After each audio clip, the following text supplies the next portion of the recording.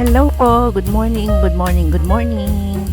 Ito po ang mga idea ng mga omelette. Iba-ibang omelette para po sa pang umagang almusal. Meron po tayo ditong onion omelette.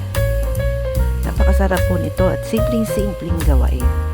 Para po pag-isip nyo sa umaga, hindi na kayo mag-iisip ng pang lulutuin na. So, yan po, nilagyan ko lang po ng ketchup. Ito naman po ang potato omelette. Next po ay yung hotdog omelette. Bigyan nyo na lang po ng style. Ito, mixed veggies po, omelette. Nasa diskarte na lang po natin mga nanay yan.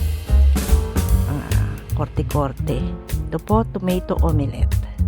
Pwede po nating kortihan habang niluluto. Ito po, canned tuna omelette. Corn beef omelette. So, yan po ay ilan lang sa mga idea na pwede nating lutuin pang umaga.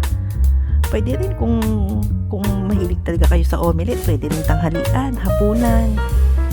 So, sana po ay makatulong po sa yung pagluluto sa umaga. Okay, thank you po. Salamat po sa panonood.